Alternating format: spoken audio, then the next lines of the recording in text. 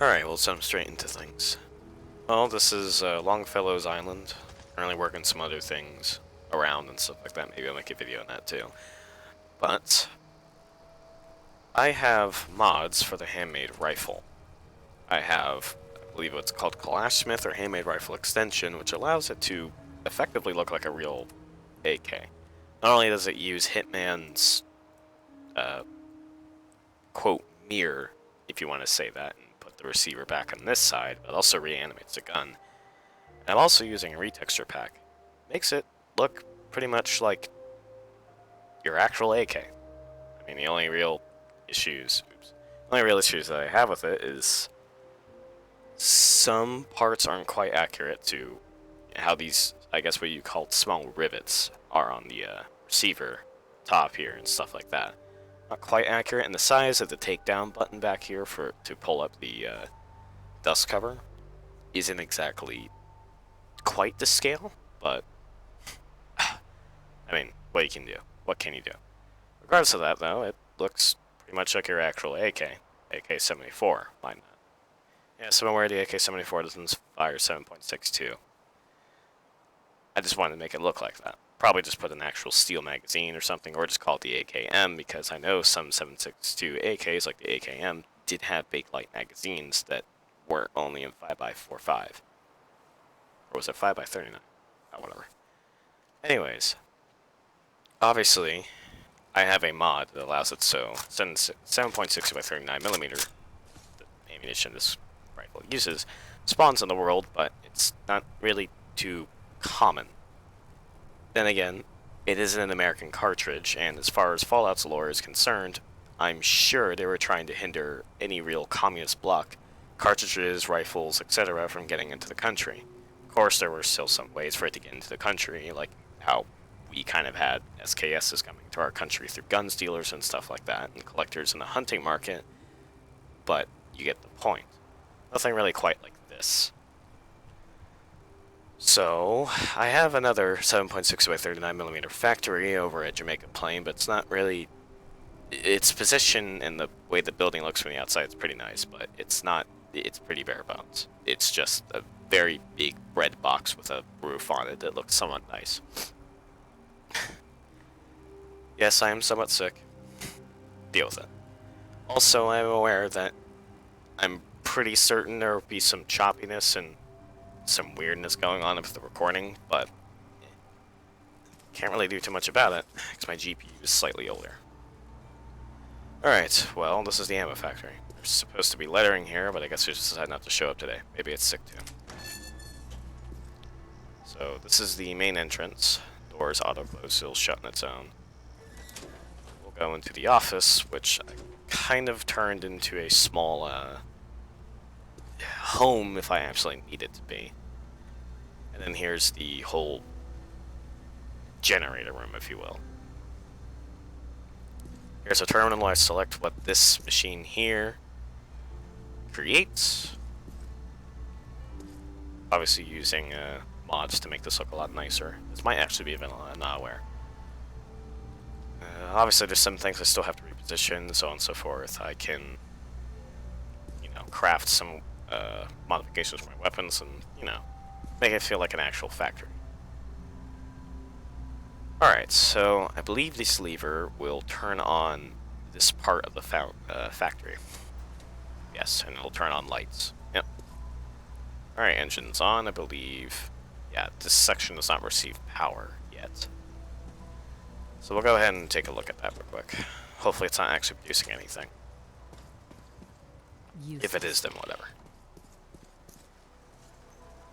Alright, so essentially what happens is raw materials that are either broken down from other ammunition I don't use, etc., that's put in here, which is turned into raw materials and shoved into this thing, which goes into the workshop inventory, or I have raw scrap made from scrap that I put in this machine here, which just goes in there, it just looks nice. Essentially what happens is it goes into these machines, these object extractors, I think they're called. Yeah. I believe steel will come out of these two, lead will come out of these two, and fertilizer will come out of this one. It'll go onto this conveyor belt. It'll go into the machine. The machine will start pulling materials from that, and we'll start making 7.62. Might even have some in here. No, looks like we'll grab it all. And it'll just go in there. And since that's not workshop storage, I just grab it from this area here, which I might have to make look a little bit better. But you get the point. It's simple. It's nothing really too special.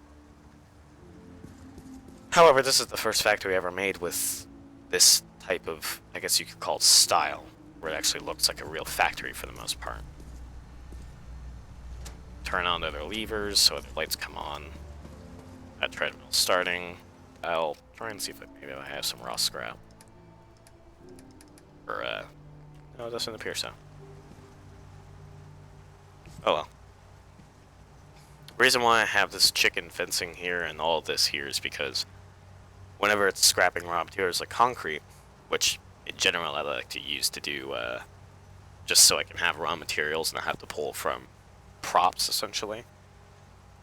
The hitbox for the prop, that's when it's dropped on the ground, kind of tweaks the hell out, and it likes to jump all over the place, so I try to put fencing here and stuff like that. As far as I know, yes, there's nothing here.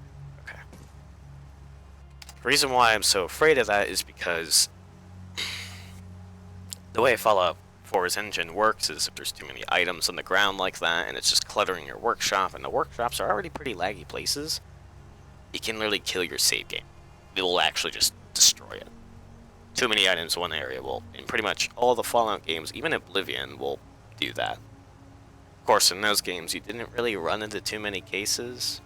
I guess one example in Fallout New Vegas was if you were using a mod that made it so the casings stayed for a while, they would pile up, and it would cause save bloat. That's pretty much what's happening here. Or what would be happening. Hopefully that never happens, because I spent quite a few hours on this save. Excuse me. Obviously there's a window here, I'll show you the outside, stuff like that, so yeah, you see it all, you see the machinery. This is it running, yada yada. Turns on this extra light here. And that's pretty much it. I wish I had materials so I could show whoever's watching it coming out onto the conveyor belt and going in there, but you get the idea, I assume. Alright, let's shut it all down. Shut it down, shut it down. Bitch.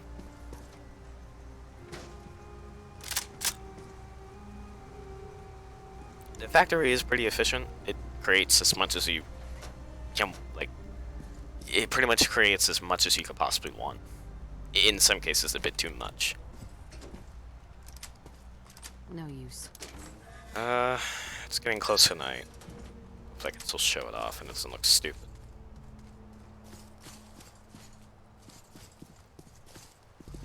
Took a bit of inspiration from the buildings over there, and some real-life buildings and stuff like that, because I really like the idea of the lights being on over there. They might come on in a second, where you can see the inside partially, you know, as an effect to show that the lights inside that bar over there are on.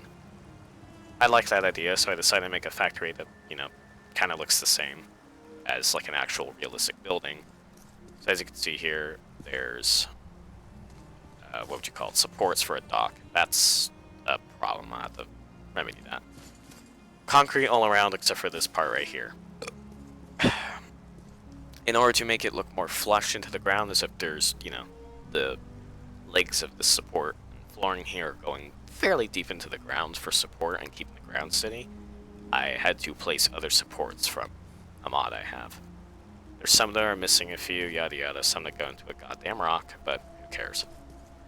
Of course, that didn't look too elegant, which is pretty evident here, and yeah, hopefully we can get back out. So other places where it doesn't look too good. So I decided that it'd probably make more sense for them to even have boards like this going pretty deep into the ground to help keep the old dirt here stable and everything. Yeah, that's pretty much it. I mean, it looks very... What the hell is he doing? Looks very nice from a distance. You can see it from pretty much any part of the island over here, and it looks really nice to see out in the distance, especially when the lights are on in there. Which I would advise you never have any of these factories or anything like that you make operating when you're away, because that's another thing that people don't realize, that since it uses actual props, it can also cause save bloat by it spawning way too many goddamn items one way. Oh, and also when it saves, it's you know, Bethesda's engines are, if you're intelligent, it's pretty bad at saving the position of items, meaning they'll just shoot up and go all over the place and end up in areas you'll probably never notice, and if you're an idiot and never really check for stuff like that, it'll eventually lead up to your save dying, which is your own fault, personally. But yeah, that's pretty much it. I'll do a general walk around just in case I miss anything. But I have a garage sale box here, which is a really nifty mod that allows you to essentially sell items without the sell items in your own settlement without the need for a middleman. So keeps things simple and gives you a shit ton of caps. Yeah, no, I believe I covered everything. Not sure why that's not receiving power, but yeah, that's pretty much it. So I will see you in the next video if I ever make something like this again, and that's that.